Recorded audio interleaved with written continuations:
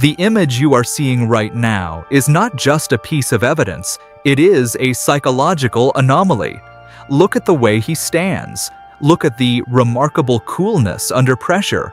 Most burglars are a bundle of nerves, their physiology betraying them with every twitch. But this man, he looks like he's taking a stroll in a park. He reaches for a flower pot, moves it with surgical precision to block the camera's view, and then silence. This is the 12-second mistake that the puppet master didn't account for. Welcome to the 0 hour. We have been told a story for years, a story of a kidnapping for ransom. But tonight, we are tearing that narrative down. While the world was looking for Nancy Guthrie in the outskirts of Arizona, the most elite profilers in the country were looking at a dead chain. You see, in the criminal world, your chain is only as strong as its weakest link. And the man you see on this camera, he was the weakest link. But there is a chilling reason why he has gone silent.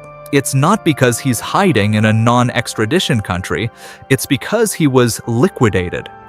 Before we finish tonight, I am going to show you the blue folder data, a set of recovered metadata from a deep web server that proves this wasn't an abduction. It was a staged elimination.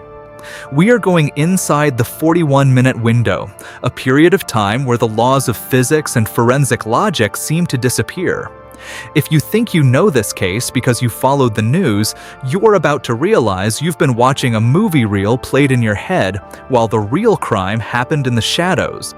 To understand the explosion, you must understand the deceptive calm that preceded it. Nancy Guthrie wasn't just a mother, she was a pillar. Living in the same home since the 1970s, her life was a fortress of routine. But to a grudge collector, a fortress is just a challenge. Let's analyze the history not as news, but as a planned conspiracy. While the media was celebrating Savannah Guthrie's rise to global fame, a shadow war was being waged in the service corridors of Scottsdale. Think about the people who had access to that house. Landscapers, roofers, HVAC repairmen, people who ask to use the bathroom and in that moment are actually surveilling the target. Profilers now point to a phenomenon called the amateur hour masquerade. Look back at the interviews Nancy gave years ago. Look at the background staff. Everyone missed the forced smiles and the shaking hands of those in her orbit. There was an intimate knowledge of that home that no stranger could possess. The world was looking at Event A, the success of the Guthrie family, but no one noticed Event B, the quiet, methodical collection of intelligence by someone who felt slighted. Was it an Uber driver she didn't tip enough? Was it a service worker who felt belittled by her wealth? Or was it something more pragmatic? Statistically, 350 abductions happen a year. Most are children. An 84-year-old woman being taken for ransom is an outlier so extreme it defies the data. In ransom cases, the victim is precious cargo. They are treated gingerly because they are worth millions.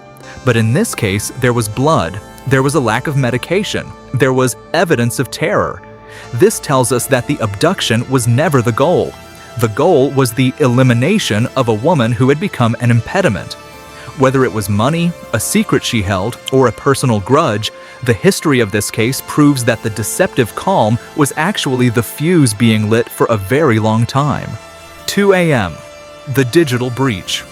The heart monitor disconnects. The blue light of a leaking phone at 3 a.m. in a boardroom halfway across the country. This was ground zero. Imagine the smell of that room. The metallic tang of blood mixing with the scent of an intruder's cheap cologne. The 41-minute window begins now. But here is the first breach that changes everything. The back door was left wide open. The front door was staged with flowers. Why would a professional kidnapper leave the door open? They wouldn't. Why would a panicked burglar stand around moving flower pots? They wouldn't. The first breach reveals a double-layer mystery. The mastermind wanted the world to see the bumbling idiot on the camera. They wanted you to focus on the mismatched holster and the amateurish quality of the intruder. This was a distraction. While we were all debating whether the guy was high or just stupid, the real crime was being finished elsewhere. Just as the scandal peaks, we find the breach in the timeline. The intruder was in that house for 42 minutes. The camera only shows a fraction of that. Profilers like Dr. Burgess believe that Nancy may have expired early in the confrontation, perhaps a heart attack, perhaps a fall. Suddenly, the motive changes.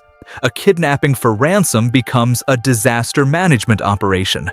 The intruder isn't taking a victim, he is removing evidence. He is taking her body because his DNA is all over her. He is in a state of psychopathic coolness because he knows that if he leaves her there, he's a murderer. If he takes her, he's a mystery. But there is a shadow character in this breach, a trusted assistant or a family associate who has remained silent for years. Our investigation has uncovered a leaked text sent during this 41-minute window. A text that says, "It went south, clean it up." This confirms the puppet master theory. The man at the door was a waiter serving a chef's recipe, and the recipe was always intended to end in a cold case. When the news hit, the digital inferno didn't just burn, it consumed the industry. This wasn't just another missing persons case. This was an attack on the elite. Panic hit the boardroom meetings of NBC and the talent agencies of LA. Blacklisted stars suddenly began deleting their entire social media history. Why? Because the puppet master is a grudge collector. If he could get to Nancy Guthrie, he could get to anyone. Look at the digital footprint of that week. Massive stars who had nothing to do with the case suddenly issued gag orders to their staff.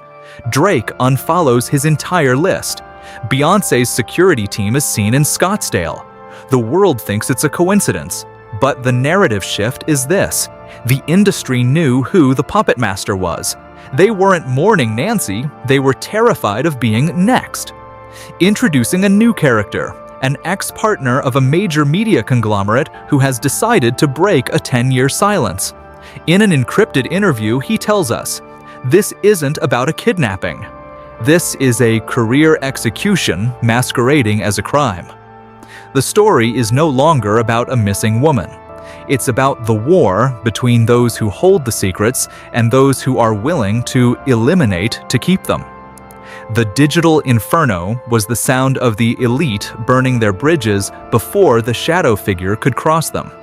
The kidnapper was just a tool, a disposable asset used to ignite the fire and then be consumed by it. As I record this, the lawyers are already filing injunctions. They don't want you to hear the term elimination murder. They want you to think this is gossip. But this is psychological warfare. The blacklist fallout is real.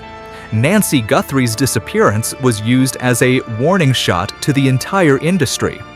The high stakes aren't just about a life lost. They are about the mental breakdown of the system. Imagine the psychological sadism involved. The intruder didn't just take her, he left her blood as a message. Profilers believe that whoever is behind this is a narcissist who enjoys the marionette effect, watching the media, the FBI, and the Guthrie family dance on his strings. This video you are watching is considered forbidden knowledge by the cover-up team. They have spent millions to ensure that the dead kidnapper theory never reaches the mainstream.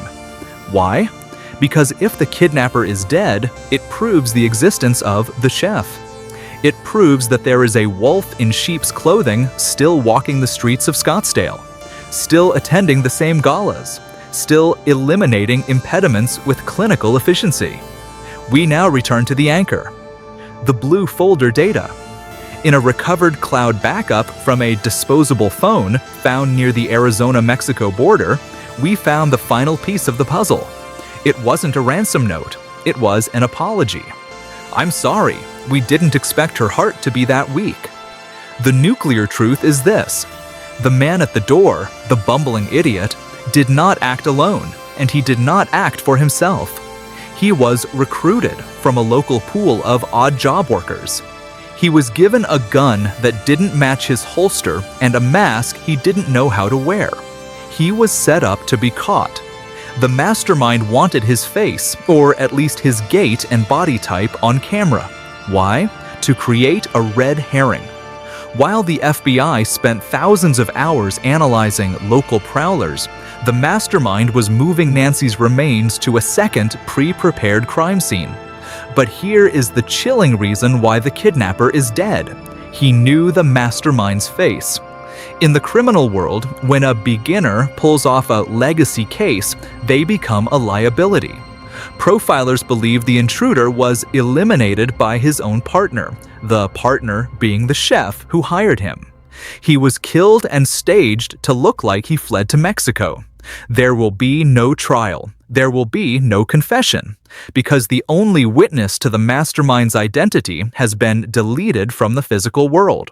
And the infinite loop? This final truth points to a serialist pattern.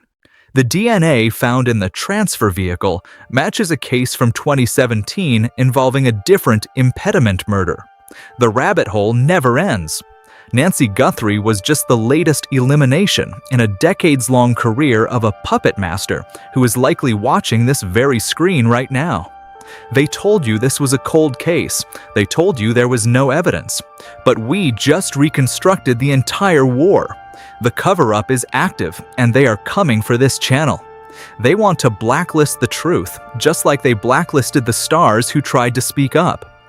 But you have the power to stop the silence. Is Nancy Guthrie a victim of a tragic accident gone south, or is she a casualty of a monster who runs the very industry we admire? Type victim or monster in the comments right now. I am reading every single theory. If you have any insider knowledge about the puppet master or the service industry connections in Scottsdale, speak up. Subscribe now to stay protected from the next cover-up. We are moving into part 2. The shadow boss identified. Don't let them win. The truth is only as strong as the tribe that protects it.